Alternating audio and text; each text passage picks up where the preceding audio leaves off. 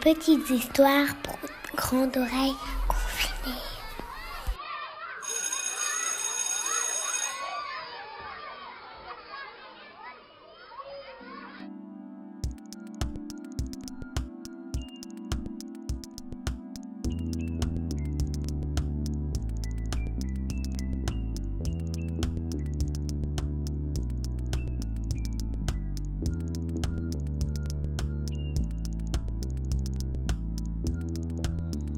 Coucou les amis, je m'appelle Audrey et je suis très heureuse de vous retrouver aujourd'hui parce qu'on va passer un petit moment ensemble. On va se raconter des histoires. Ce qui est super avec les histoires, c'est que tout est possible. On peut partir en voyage, loin, très loin, dans la jungle, dans la forêt, au lac. On peut aussi rencontrer des animaux farfelus qu'on n'aurait jamais pensé rencontrer dans sa maison. Et pourtant, c'est possible. Et c'est précisément à ce voyage-là que je vous invite aujourd'hui. On va ensemble ouvrir des petites fenêtres d'imagination et on va voyager. Quelques petits conseils avant de commencer le périple. C'est important quand on écoute des histoires d'être dans un environnement qui nous plaît, qui nous convient. Donc si vous êtes entouré de gens qui font du bruit ou s'il y a trop de bruit autour de vous par exemple, n'hésitez pas à prendre votre tablette, votre ordinateur et à bouger pour vous installer dans votre cocon d'écoute. Le deuxième petit conseil, c'est les coussins. Ça peut toujours aider si en cours d'histoire, on a envie de s'allonger, de s'asseoir au sol. Ce moment, c'est votre moment. Et le troisième conseil, c'est d'ouvrir grand les yeux et grand les oreilles.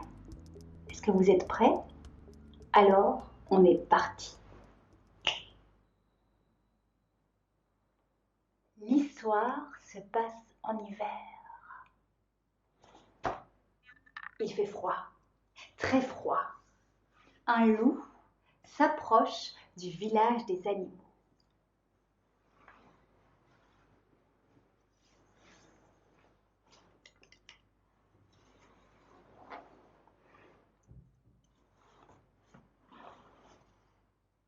La première maison qu'il aperçoit est la maison de la poule. Il frappe. La poule regarde et voit le loup. Le loup, ah non, non, je n'ouvre pas. Allez poule, je suis vieux, je n'ai plus de dents. Laisse-moi entrer. Non, je n'ouvre pas. Mais poule, allez, j'ai froid. On se réchauffera avec une bonne soupe aux cailloux. Soupe aux cailloux. La poule n'en a jamais mangé. Elle est curieuse. Elle a envie de goûter. Et surtout, elle a envie de savoir si tout ce qu'on raconte sur le loup est vrai. Alors, elle ouvre la porte.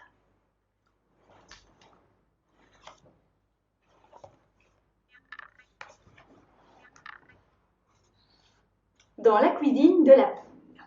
À peine arrivé, le loup lui dit « Poule, apporte-moi une casserole. Une casserole, je le savais que tu allais me manger. » « Mais non, poule, une casserole. Il faut bien une casserole pour faire une soupe. » Et la poule va chercher dans le garde-manger une casserole.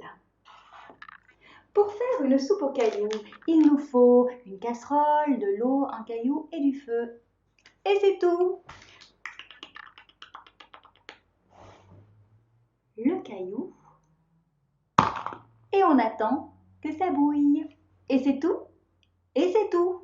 Mais moi, dans ma soupe, j'adore rajouter une pomme de terre. Est-ce qu'on peut?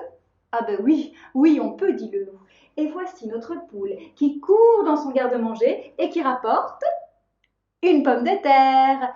Et hop, dans la casserole.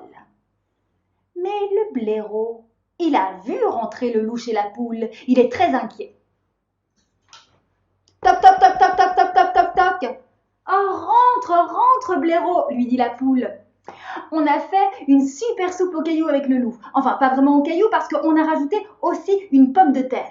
Ah ben moi, dit le blaireau, dans ma soupe, j'adore mettre un oignon. Est-ce qu'on peut? Ah ben oui, on peut. Oui, parce que l'oignon, ça donne du goût et ça donne de la texture. Et voici notre blaireau qui court chez lui et qui ramène... Tada! Un oignon. Et hop, dans la casserole. Mais le lapin, il a vu le loup rentrer chez la poule, il a vu le blaireau rentrer chez la poule, il est très inquiet, il frappe à la porte. Toc, toc, toc, toc, toc, toc, est-ce que tout va bien? Ah ben oui, rentre lapin, on est en train de faire une soupe aux cailloux. Enfin, pas vraiment aux cailloux parce qu'on a rajouté une pomme de terre et puis un oignon. Ah ben moi, dit le lapin, dans ma soupe, j'adore manger des carottes. Enfin, j'adore manger des carottes un peu partout, dans le stouffe, dans la potée et aussi dans les soupes. Est-ce qu'on peut? Oui, on peut, répond le loup. Et voici notre lapin qui court chercher une carotte et qui revient, tada, avec le légume supplémentaire, hop, dans la casserole.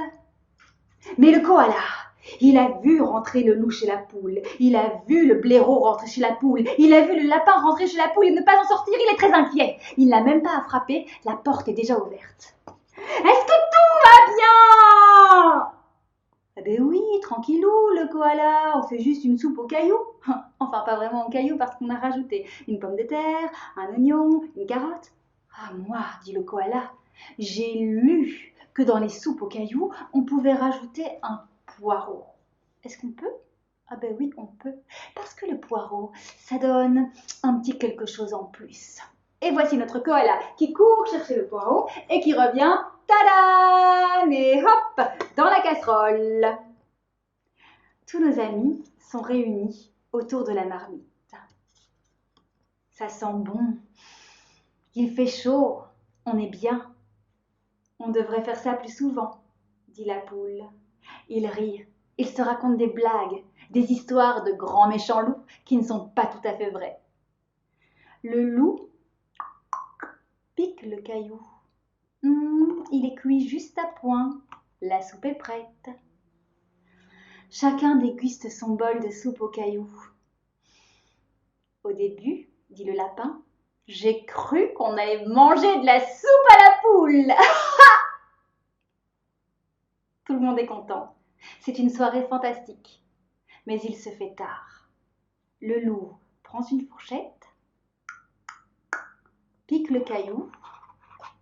Il n'est pas encore tout à fait cuit. Je pourrais le réutiliser demain pour une autre soupe. Vous partez déjà? Demande la poule. Oui, répond le loup. Et vous reviendrez?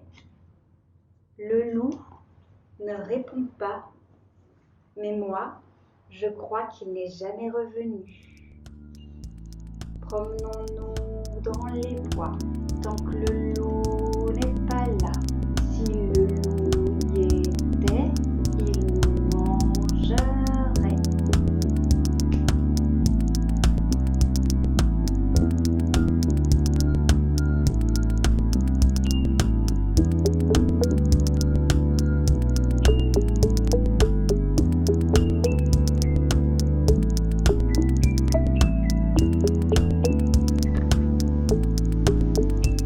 Dans cette histoire, il y a un loup. Il y a 3 petits cochons. Et surtout, il y a une culotte.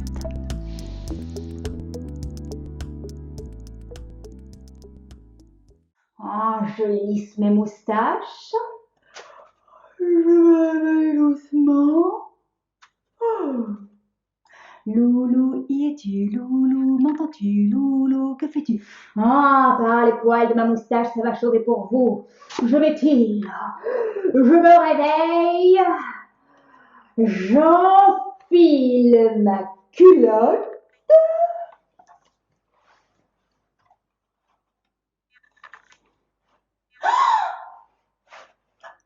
Par les poils de ma barbichette, ma culotte est toute trouée. Il faut que j'aille en chercher une tout de suite. En marchant de culotte, je ne peux pas gambader comme ça dans la forêt, avec une culotte toute trouée.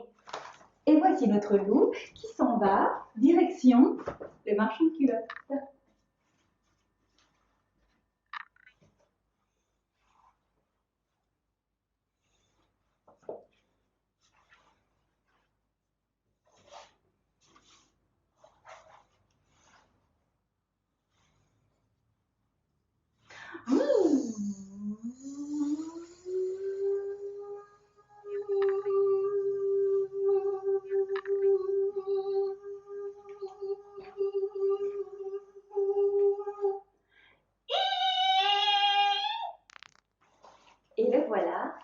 arriver au marchand de culottes. Et là, il la voit. Mais il la voit. Une culotte. Mais une culotte. Elle est rouge, avec des petits pois, une véritable culotte de loulou, dit la publicité. C'est celle-là que je veux. Ah, dit le vendeur de culottes. Pour cette culotte, c'est 10 sous. Mais le loup, lui, n'a qu'un sou. Ah, dit le vendeur, si vous la voulez, vous pouvez, il vous suffit de travailler. Vous voyez ces caisses-là? Montez-les au 30e étage et cette culotte sera à vous. Et voici notre loup qui prend les caisses, qui les monte, qui prend les caisses, qui les monte, qui prend les caisses, qui les monte. Loulou, y es-tu, loulou, m'entends-tu, loulou, que fais-tu? Oh, bande de saucissons, laissez-moi travailler! Ça va barder pour vous. Il prend les caisses, il les monte, il prend les caisses, il les monte. Il est fatigué, il est exténué, mais cette culotte est enfin à lui. Et là, il la voit dans la vitrine. Une culotte, mais une culotte, une véritable culotte d'aventurier, dit la publicité. C'est celle-là que je veux. Dit le vendeur. Pour cette culotte, ce n'est pas 10 sous, mais 100 sous. Oh, 100 sous, dit le loup. Mais si vous la voulez, vous pouvez... Le magasin est un peu sale, nettoyé, astiqué, et cette culotte sera à vous. Et voici notre loup qui frotte, qui astique, qui frotte, qui astique, qui frotte, qui astique. Loulou, es-tu, loulou, m'entends-tu, loulou, que fais-tu? Oh, bande de saucissons, laissez-moi travailler, ça va tarder pour vous, bande de petits cochons. Il prend le truc élastique, il prend le truc élastique. Le magasin est magnifique.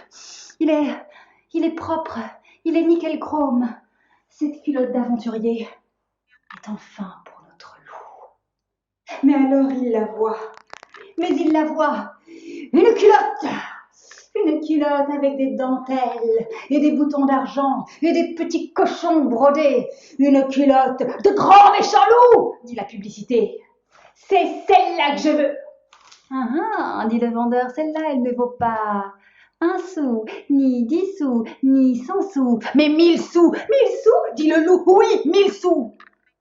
Mais vous voyez, il me faut un nouveau parking, une piscine et un bar à cocktail pour mes clients. Si vous me construisez tout cela, cette culotte de grand méchant loup sera à vous. Et voici notre loup qui prend son marteau, qui tape, qui prend son marteau, qui tape, qui prend son marteau, qui tape. Loulou, y es-tu, loulou, m'entends-tu, loulou, que fais-tu? Ah, laissez-moi tranquille. Il prend son marteau, il tape, il prend son marteau, il tape. Loulou, m'entends-tu, loulou, que fais-tu, loulou, réponds-tu? Ah, laissez-moi travailler.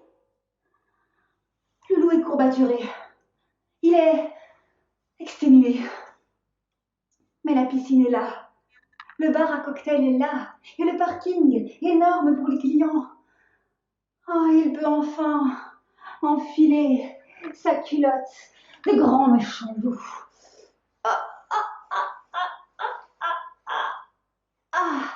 Ça gratte un peu. Ça gratte un peu. Cette laine me gratte un peu. Il n'a même pas la force de reprendre sa voiture pour rentrer chez lui. Il ne veut pas s'abaisser, il a mal partout, alors il marche. Il marche dans la forêt. Loulou, y es-tu, loulou, m'entends-tu, loulou, que fais-tu? Le loup n'a même pas le courage de répondre. Le loup arrive à la maison, il enlève sa culotte, il l'accroche dans son jardin et hop, il se faufile dans son lit et tombe directement endormi.